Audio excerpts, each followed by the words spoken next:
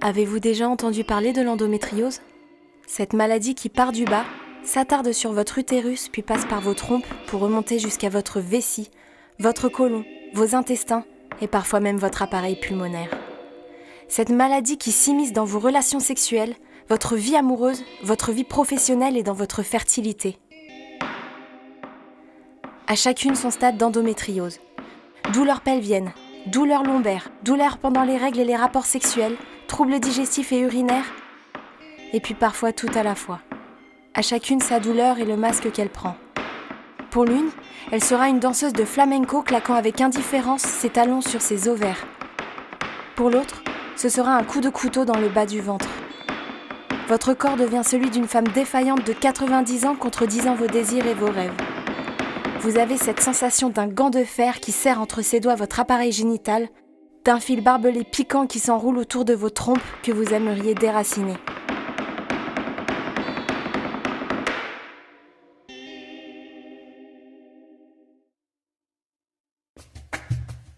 Quand on s'est rencontrés, j'ai tout de suite évoqué ma maladie en lui précisant que soit il assumait, soit il s'en allait. Notre première sortie a tourné au fiasco. J'ai évacué un kyste et fait une énorme hémorragie dans la rue. Il a bataillé avec tous les commerces du quartier qui refusaient de me laisser utiliser leurs toilettes alors que je m'évanouissais dans ses bras. Il a dû apprendre à gérer les crises, les malaises, les sautes d'humeur. Les débuts n'ont pas été si difficiles que ça. À chaque sortie, il faut prévoir des portes de sortie dès les premiers signes de douleur. Côté sexe, les rapports sont difficiles, voire impossibles. Nous devons restreindre nos pulsions. Il a juste fallu prendre de nouvelles habitudes. Mes rapports n'ont jamais été une partie de plaisir. Expliquer à un homme que vous avez des problèmes de fertilité, des crises de douleur imprévisibles, que vous êtes en ménopause artificielle et que votre libido est au plus bas n'est pas une chose facile. J'ai vu cet homme devenir de plus en plus froid et distant. La maladie l'impactait trop. L'endométriose ne me ferait pas souffrir que physiquement, mais aussi sentimentalement.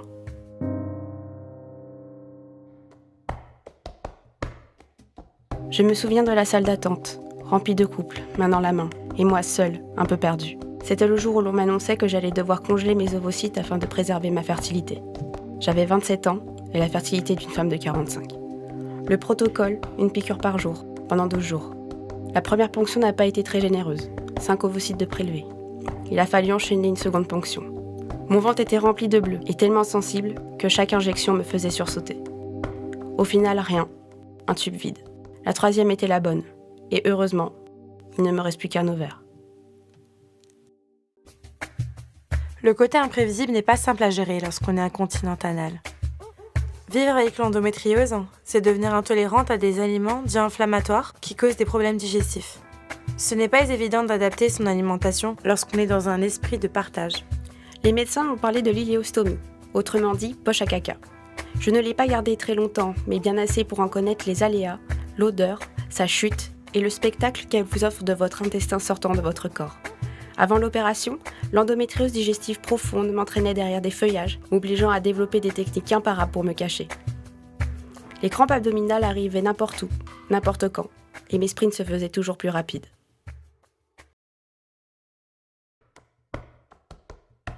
Après des années de crise, je connais aujourd'hui une douleur constante. Je me suis longtemps gavée d'anti-inflammatoires et d'antidouleurs, mais rien n'y fait. J'attends d'être vraiment au bout du rouleau pour me coller un patch de fentanyl qui m'expédie dans le cosmos 3 jours durant. Tous ces opioïdes et morphiniques me mettent à bout nerveusement. Cet état diminué me pèse. Je suis devenue une version moins performante de celle que j'ai été par le passé, ce qu'on n'a pas manqué de me faire remarquer au bureau. On me considère comme une chochotte, une feignante, une fille qui recherche de l'attention. J'en ai perdu mon emploi. Dans ma vie de femme active, c'était très dur, car j'avais sans arrêt mal quelque part. À l'époque des premiers symptômes, j'étais surveillante dans une école ainsi que garde d'enfants. C'était un travail avec beaucoup de responsabilités, où j'étais très sollicitée. J'étais régulièrement absente au travail, mes employeurs ne me prenaient plus au sérieux. J'ai fini par tomber en dépression et dans la foulée, je suis devenue hypocondriaque. On a fini par me diagnostiquer une endométriose. J'ai repris mon métier de comédienne. Je ne sais jamais quand les douleurs vont apparaître. Parfois elles arrivent pendant des castings avec le stress, parfois même pendant des tournages. Je ne compte plus les opportunités ratées à cause de la maladie. Chacune apprend à vivre avec son endométriose et sans oublier ces petites remarques qui ont eu de grandes conséquences. L'endométriose est une maladie qui n'existe pas. Votre vagin est trop petit. Rien à l'échographie, faut voir un psy. Vous avez sûrement une IST. Je ne sais plus quoi faire pour vous. 5 lavements, 4 touches recto. Un pilulier de grand-mère. 8 passages aux toilettes par jour. Beaucoup de frustration. Une dépression.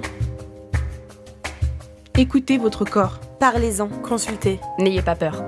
Et battez-vous.